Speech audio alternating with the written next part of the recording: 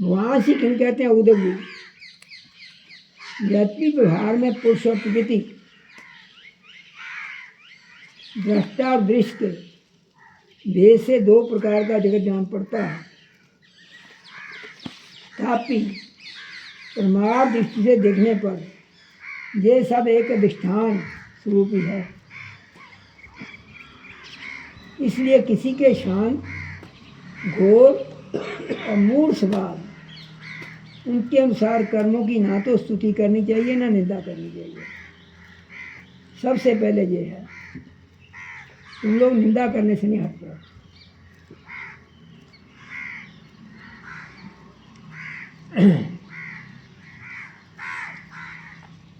सर्वथा अद्वैत दृष्टि रखनी चाहिए। अद्वैत दृष्टि किसे कहते हैं? दूसरा कोई है नहीं मेरे सिवा, सब जगह मैं ही मैं हूँ। निंदा तो नहीं होगी, ये समझूगा तो फिर निंदा तो नहीं होगी। निंदा कितना होगी? हाँ जी। जो पुरुष दूसरों के स्वभाव, उनके कर्मों की प्रशंसा अथवा निंदा करते हैं, वे शीघ्र ही अपने यथार्थ परमार्थ साधन से च्युत हो जाते हैं, गिर जाते हैं। किया क्या सारा उनका भार में पड़ जाता है। हमारे जिद्दे किसी की निंदा करते हैं ਉਹਦੇ ਲਈ ਵੀ ਤੁਹਾਡਾ ਜਿਹੜਾ ਪੁੰਨ खत्म हो जाता है। इसका मतलब यही है। हाँ, तो सब जिसकी निंदा करते तुम्हारा गया तुम्हारे स्तुति के भी करने लगे होगा ना, स्तुति भी नहीं करनी। स्तुति किसकी करोगे? जो तुम्हारे में है, तीन गुण, पांच तत्व, पृथ्वी जल तेज वायु आकाश और चेतन सत्ता, सब में वही है। किसकी स्तुति तो किसकी निंदा? विचार के बताओ। तू तो हमारा बड़े ठाकुर भगवान है, मेरा झूठ, तू तो शहनशाह हो, मतलब पैंचन कौडी लभदी ना हो।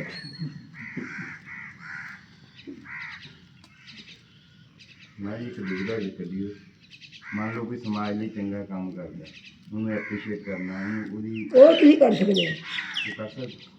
ਸਮਾਜ ਨੂੰ ਚਲਾਉਣ ਲਈ ਕਰਨਾ ਪੈਣਾ, ਨਹੀਂ ਤਾਂ ਲੋਕ ਚੱਲਣਗੇ ਕਿੱਦਾਂ? ਉਹ ਵਿਵਹਾਰ ਆ, ਇਹ ਪਰਮਾਰਥ ਆ। ਪਰਮਾਰਥ ਨੂੰ ਪਣਾ परमार्थ की गल है, व्यवहार की। ਵਿਵਹਾਰ ਕਰੋ ਜਿੱਦਾਂ ਮਰਜ਼ੀ। ਵਿਵਹਾਰ ਤੁਸੀਂ ਘਾੜੀ ਦੀ स्तुति ਨਾ ਕਰੋਗੇ, ਤੁਹਾਨੂੰ ਰੋਟੀ ਕਿੱਦਾਂ ਮਿਲੂਗੀ?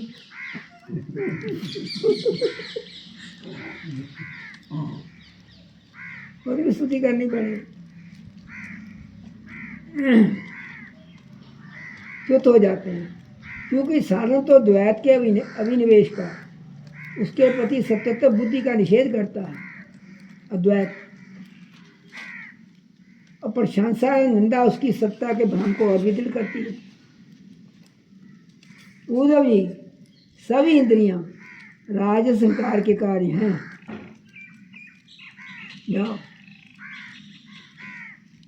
जब वे निद्रित हो जाती हैं, तब शील का मानी जीव चेतना शून्य हो जाता है। राम नाम सत्य, अर्थात उसे बाहरी शील की स्मृति नहीं रहती। उस समय यदि मन बच रहा, तब तो वह सपने के झूठे दृश्यों में बटने लगता है जब सोता है। ये वो कहानी है। जब वह भी लीन हो गया, तब तो जीव मृत्यु के समान गाढ़ निद्रा सुक्ति में लीन हो जाता है। वैसे ही जब जीव अपने अद्वितीय आत्मस्वरूप को भूलकर नाना वस्तुओं का दर्शन करने लगता है, तब वह स्वप्न के समान झूठे दृश्यों में फंस जाता है, अथवा मृत्यु के समान अज्ञान में लीन हो जाता है। उद्धव जी, ध्यान करो, जब द्वैत नाम की कोई वस्तु ही नहीं है, दूसरा कोई है ही नहीं, तब उसमें मुख्य वस्तु भली और मुख्य बुरी,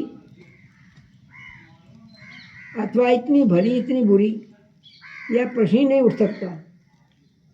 विश्व की सभी वस्तुएं वाणी से कही जा सकती हैं। विश्व की अथवा मन से सोची जा सकती हैं। इसलिए दृश्य एवं नित्य होने के कारण उनका मिथ्या तत्व तो स्पष्ट है ही। परछाई प्रतिध्वनि, प्रतिध्वनि किसे कहते हैं? जो वादी वापस आने बात, खाली मकान हो गया। प्रतिध्वनि सिप्पी आदि में चांदी आदि के भास यद्यपि हैं तो सर्वथा मिथ्या, परंतु उनके द्वारा मनुष्य के हृदय में भय कंप आदि का संचार हो जाता है। वैसे ही देह आदि सभी वस्तुएं हैं तो सर्वथा मिथ्या ही, परंतु जब तक ज्ञान के द्वारा इनकी असत्यता का बोध नहीं हो जाता, इनकी अत्यंतिक निवृत्ति नहीं हो जाती, तब तक ये भी अज्ञानियों को भयभीत करती रहती हैं। उद्धव जी, जो कुछ प्रत्यक्ष, प्रत्यक्ष किसे कहते हैं? प्रत्यक्ष किसे कहते हैं? परोक्ष,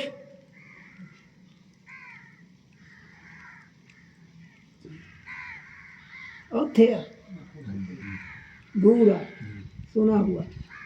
प्रत्यक्ष या परोक्ष वस्तु है वह आत्मा ही है।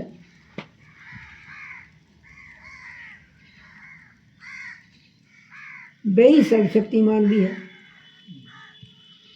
जो कुछ विश्व सृष्टि प्रतीत हो रही है उसका वह निमित्त कारण तो है ही, उपादान कारण भी यही है। बनने वाला भी बनाने वाला भी, जो बना वो भी। कौन? हाँ, अर्थात वही विश्व बनता है, वही बनाता भी है, वही रक्षक भी है, वही रक्षित भी है। वही सर्वात्मा भगवान ही इसका श्रृंगार करते हैं, और जिसका श्रृंगार होता है वे ही हैं।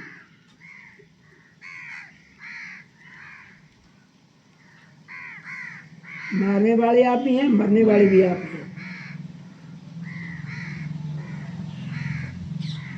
अवश्य व्यवहार दृष्टि से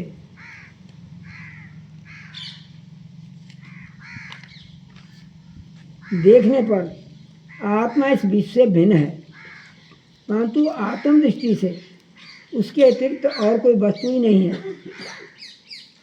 उसके अतिरिक्त जो कुछ भी प्रतीत हो रहा है उसका किसी प्रकार निर्वचन नहीं किया जा सकता, और अनिर्वचनीय तो केवल आत्मस्वरूप ही है।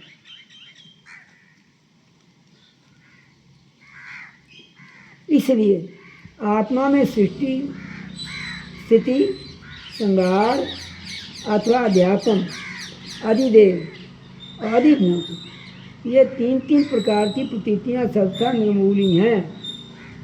ना होने पर भी यूँ ही प्रतीत हो रही हैं।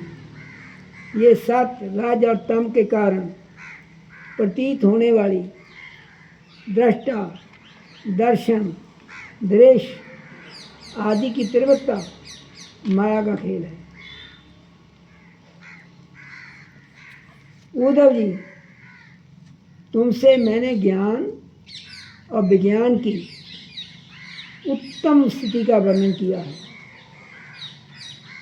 जो पुरुष मेरे इस वचनों का रहस्य जान लेता है वह ना तो किसी की प्रशंसा करता है और ना किसी की निंदा। वह जगत में सूर्य के समान समभाव से विचरता रहता है। प्रत्यक्ष, अनुमान, शास्त्र और आत्मानुभूति आदि सभी प्रमाणों से ये सिद्ध है कि यह जगत उत्पत्ति विनाशील होने के कारण अनित्य एवं असत्य है।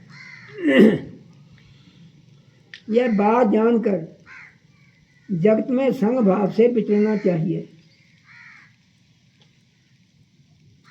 उद्धव जी ने पूछा, भगवान, आत्मा है दृष्टा और देह है दृश्य। आत्मा है स्वयं प्रकाश और देह है जड़। ऐसी स्थिति में जन्म मृत्यु रूप संसार ना तो शरीर को ही हो सकता है ना आत्मा को। इतनी बरीकियां उठाई हुई हैं छात्र में, बाल की खाल उतारी हुई है, परंतु इसका होना भी उपलब्ध होता है। तब यह होता किसे है?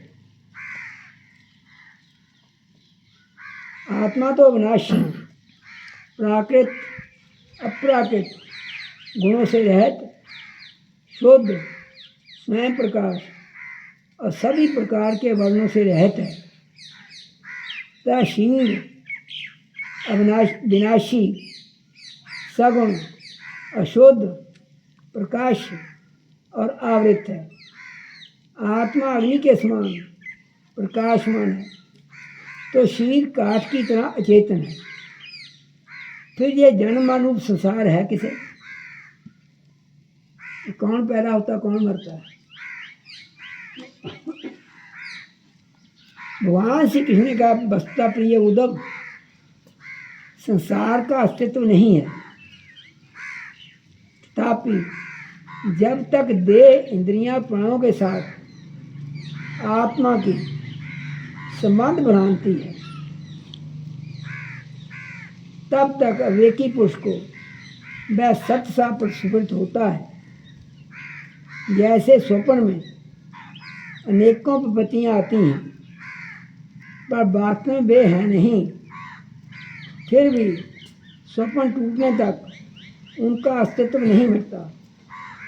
वैसे ही संसार के ना होने पर भी जो उसमें प्रतीत होने वाले विषयों का चिंतन करते रहते हैं, उनके जन्म मृत्यु रूप संसार की वृत्ति नहीं होती। जब मनुष्य स्वप्न देखता रहता है, तब नींद टूटने से पहले उसे बड़ी बड़ी विपत्तियों का सामना करना पड़ता है, परंतु जब उसकी नींद टूट जाती है, वह जग पड़ता है, तब ना तो स्वप्न की विपत्तियाँ रहती हैं और ना उनके कारण होने वाले मोह आदि विकार।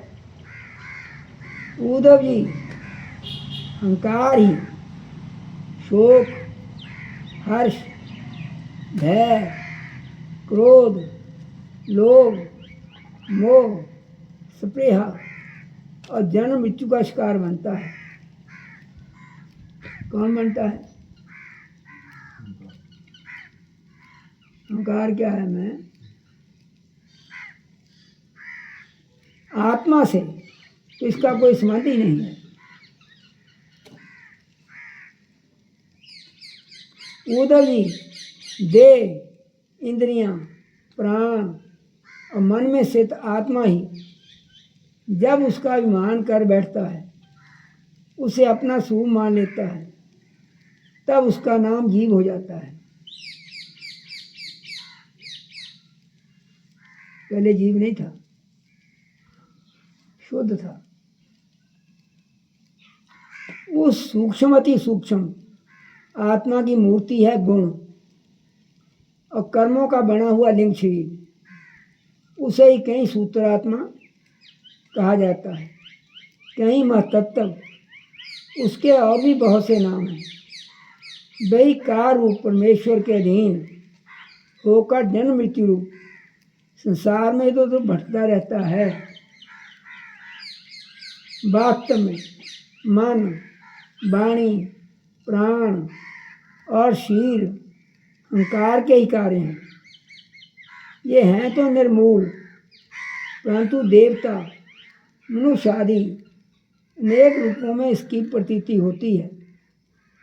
मननशील पुरुष उपासना की शान पर चढ़ाकर ज्ञान की तलवार को अत्यंत तीखी बना लेता है। उसके द्वारा देहाभिमान का, अहंकार का मूलोच्छेदन करके पृथ्वी में निर्द्वंद होकर विचरता है। फिर उसमें किसी प्रकार की आशा तृष्णा नहीं रहती। आत्मा और अनात्मा के स्वरूप को पृथक पृथक भली भांति समझ लेना ही ज्ञान है। आत्मा क्या है, अनात्मा क्या है। अनात्मा क्या है? जड़ जड़ मैं तेरे को पहले भी समझाया था, ये शरीर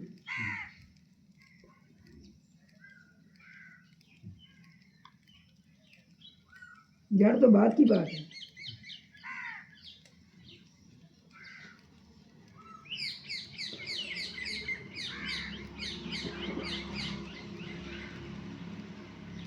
क्योंकि विवेक होते ही द्वैत का अस्तित्व मिट जाता है, दूसरा को होता ही ज्ञान होते ही। उसका साधना तपस्या के द्वारा हृदय को शुद्ध करके वेद आदि शास्त्रों का श्रवण करना। इसके अतिरिक्त श्रवणानुकूल युक्तियाँ, महापुरुषों के उपदेश, इन दोनों के विरुद्ध स्वानुभूति भी प्रमाण है। सबका सार यही निकलता है कि संसार के आदि में जो था, ध्यान करो, मैं यहाँ छोड़ने लगा था, आदि में जो था तो अंत में जो रहेगा, जो उसका मूल कारण है और प्रकाशक है, वही अद्वितीय उपाधि शून्य परमात्मा बीच में भी है। उसके अतिरिक्त और कोई वस्तु नहीं है। उद्धव जी, सोने से कंगन, कुंडल आदि बहुत से आभूषण बनते हैं, परंतु जब वे गहने नहीं बने थे तब भी सोना था, जब नहीं रहेंगे तब भी सोना रहेगा। इसलिए जब बीच में भी उसके कंगन कुंडल आदि नेकों नाम रखकर व्यवहार करते हैं तब भी वह सोना ही है। ठीक ऐसे ही जगत का आदि, अंत और मध्य मैं ही हूँ। वास्तव में मैं ही सत्य तत्व हूँ। भाई उद्धव, मन की 3 अवस्थाएं होती हैं, जागृत, स्वप्न, सुषुप्ति। इन अवस्थाओं के कारण 3 ही गुण, सत्य, रज और तम, और जगत के 3 भेद हैं, अध्यात्म, इंद्रियां, अधिभूत पृथ्वी आदि, अधिदेव कर्ता। ये सभी त्रिवृत्ताएं जिसकी सत्ता के सत्य के समान प्रतीति होती है, जिसकी सत्ता से सत्य के समान प्रतीत होती हैं, और समाधि आदि में यह त्रिवृत्ता ना रहने पर भी जिसकी सत्ता बनी रहती है, वह तुरीय तत्व इन तीनों से परे, इनमें अनुगत चौथा ब्रह्म तत्व भी सत्य है, जो उत्पत्ति से पहले नहीं था और प्रलय के पश्चात भी नहीं रहेगा। ऐसा समझना चाहिए कि बीच में भी वह नहीं है, केवल कल्पना मात्र, नाम मात्र ही है। क्या शरीर में मन पहला, संसार में तो बात ही कर रही। यह निश्चित सत्य है। जो पदार्थ जिससे बनता है, जिसके द्वारा प्रकाशित होता है, वही उसका वास्तविक स्वरूप है, वही उसकी परमार्थ सत्ता है। यह मेरा दृढ़ निश्चय है। यह जो विकार में ही राजस सृष्टि है, यह ना होने पर भी दिख रही है। यह स्वयं प्रकाश ब्रह्म ही है। इसलिए इंद्रियां, विषय, मन और पंचभूत आदि जितने चित्र विचित्र नाम रूप हैं, उनके रूप में ब्रह्म ही प्रतीत हो रहा है। ब्रह्म विचार के साधन हैं श्रवण, मनन, निधिध्यासन और स्वानुभूति। उनमें सहायक हैं आत्मज्ञानी गुरुदेव, उनके द्वारा विचार करके स्पष्ट रूप से देह आदि अनात्म पदार्थों का निषेध कर देना चाहिए। इस प्रकार निषेध के द्वारा आत्म विषय संदेहों को छिन्न भिन्न करके अपने अनंत स्वरूप आत्मा में ही मग्न हो जाए और सब प्रकार की विषय वासनाओं से रहित हो जाए। निषेध करने की प्रक्रिया ये है कि पृथ्वी का विकार होने के कारण शरीर आत्मा नहीं है। इंद्रियां, उनके अधिष्ठात्र देवता, प्राण, वायु, जल, अग्नि, ये मन भी आत्मा नहीं है, क्योंकि इनका धारण पोषण शरीर के समान ही अन्न के द्वारा होता है। बुद्धि, चित्त, अहंकार, आकाश, पृथ्वी, शब्द आदि विषय और गुणों की समय अवस्था, प्रकृति भी आत्मा नहीं है, क्योंकि ये सब के सब दृश्य एवं जड़ है। उद्धव जी, जिसे मेरे स्वरूप का भली भांति ज्ञान हो गया है, उसकी वृत्तियाँ और इंद्रियाँ यदि समाहित रहती हैं तो उससे उनके लाभ क्या है, और यदि वे विक्षिप्त रहती हैं तो उससे उसकी हानि भी क्या है।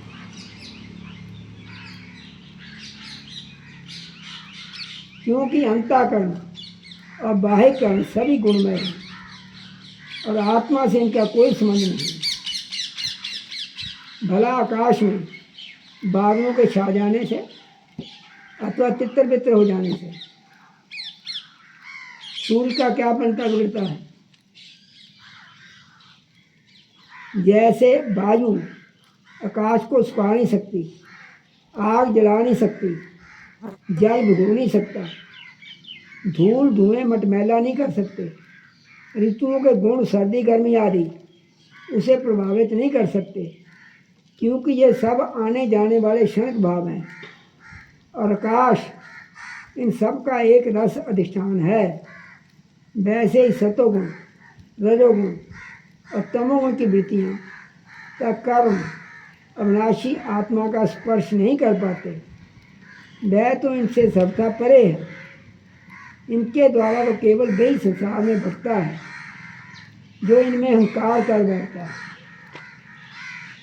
उद्धव जी, ऐसा होने पर भी तब तक इन माया निमित्त गुणों और इनके कार्यों का संग सर्वथा त्याग देना चाहिए, जब तक मेरे सुदृढ़ भक्ति योग के द्वारा मन का रजोगुण रूप मल एकदम निकल न जाए।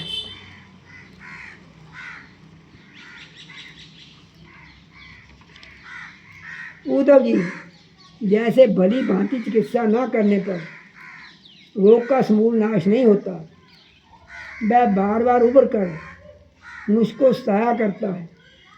वैसे जिस मन की वासनाएं और कर्मों के संस्कार मिट नहीं गए हैं, जो स्त्री पुत्र आदि में सख्त हैं, वह बार बार अधूरे योगी को बेचता रहता है, उसे कई बार योग भ्रष्ट भी कर देता है। देवताओं के द्वारा प्रेरित शिष्य पुत्र आदि के द्वारा किए हुए विघ्नों से यदि कदाचित अधूरा योगी मार्गच्युत हो जाए तो भी वह अपने पूर्व व्यास के कारण पुनः योगाभ्यास में ही लग जाता है। कर्म आदि में उसकी प्रवृत्ति नहीं होती। उद्धव जी, जीव संस्कार आदि से प्रेरित होकर जन्म से लेकर मृत्यु पर्यंत कर्म में ही लगा रहता है और उसमें इष्ट अनिष्ट बुद्धि करके हर्ष विषाद आदि विकारों को प्राप्त होता रहता है।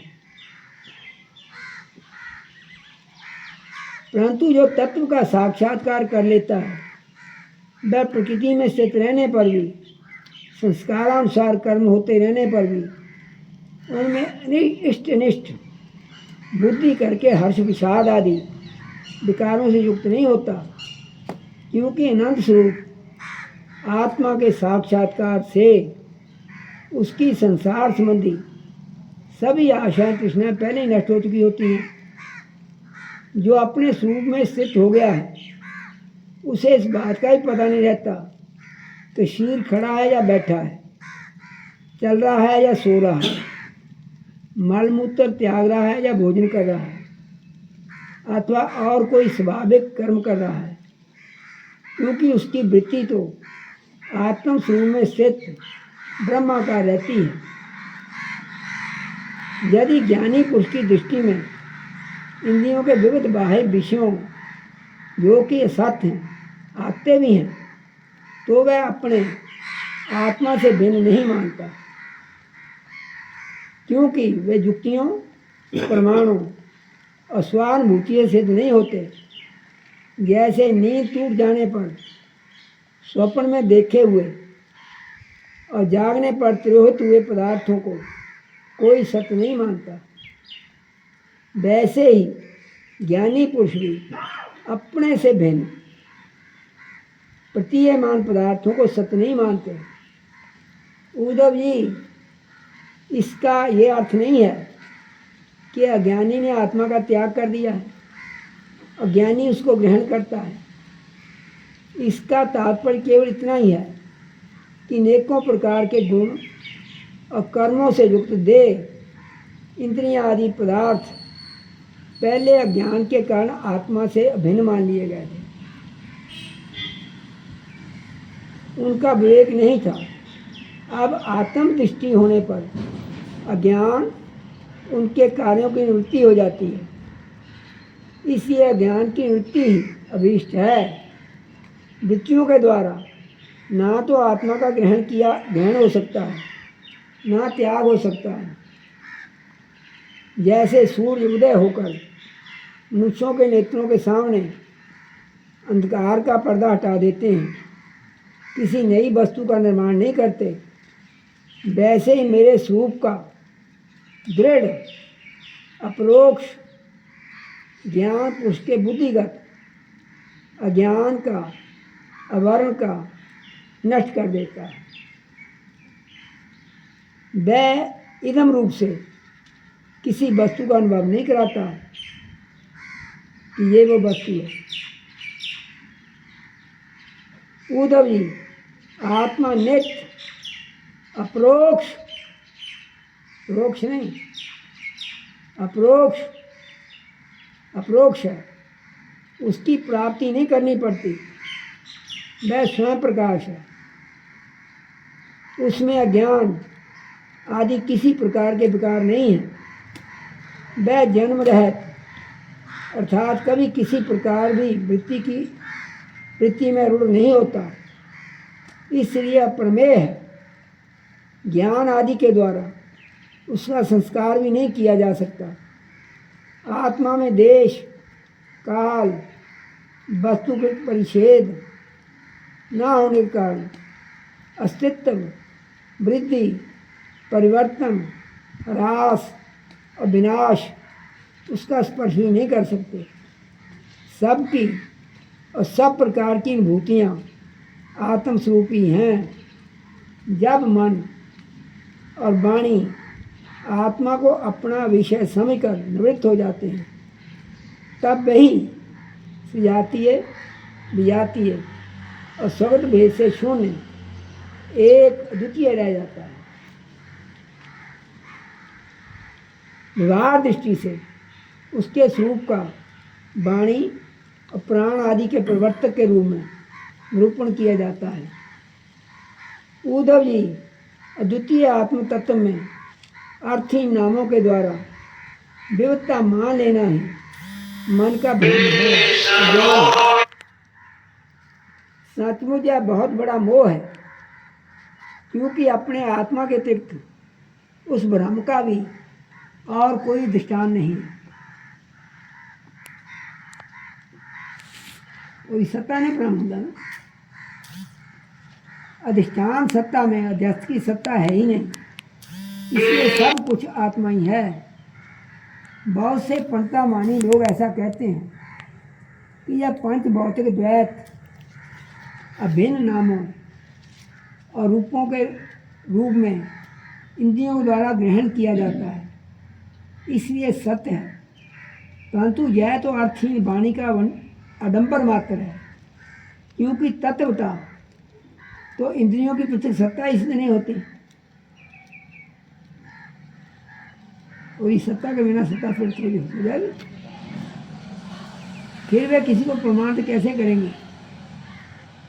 उद्धव जी, यदि योग साधना पूर्ण होने से पहले ही किसी साधक का शरीर रोग आदि उपद्रवों से पीड़ित हो जाए तो उसे इन उपायों का आश्रय लेना चाहिए। गर्मी ठंडक आदि को चंद्रमा सूर्य आदि की धारणा के द्वारा, सूर्य और चंद्रमा धारणा के द्वारा, वात आदि रोगों को वायु धारणा युक्त आसनों के द्वारा, ग्रह सर्प आदि कृत विघ्नों को तपस्या मंत्र एवं औषधियों के द्वारा नष्ट कर डालना चाहिए। काम क्रोध आदि विघ्नों को मेरे चिंतन से और नाम कीर्तन आदि के द्वारा नष्ट करना चाहिए। तब पतन की ओर ले जाने वाले दंभ मद आदि विघ्नों को धीरे धीरे महापुरुषों की सेवा के द्वारा दूर कर देना चाहिए। कोई कोई मनस्वी योगी विविध उपायों के द्वारा इस शरीर को सुदृढ़ और युवावस्था में स्थिर करके फिर अनिमा आदि सिद्धियों के द्वारा योग साधन करते हैं, परंतु बुद्धि महापुरुष ऐसे विचार का समर्थन नहीं करते, क्योंकि यह तो एक व्यर्थ प्रयास है। वृक्ष में लगे हुए फल के समान इस शरीर का नाश तो अवश्यंभावी है। यदि कदाचित बहुत दिनों तक निरंतर और आदरपूर्वक योग साधना करते रहने पर शरीर सुदृढ़ हो भी जाए, तब भी बुद्धिमान पुरुष को उस अपनी साधना छोड़कर उतने में संतोष नहीं कर लेना चाहिए। उसे तो सर्वदा मेरी प्राप्ति के लिए संलग्न रहना चाहिए। जो साधक मेरा आश्रय लेकर मेरे द्वारा कही हुई योग साधना में संलग्न रहता है, उसे कोई विघ्न बाधा डिगा नहीं सकती। उसकी सारी कामनाएं नष्ट हो जाती हैं और वह आत्मानंद की अनुभूति में मग्न हो जाता है। हरि ओम तत्सत। 9 बजे के 20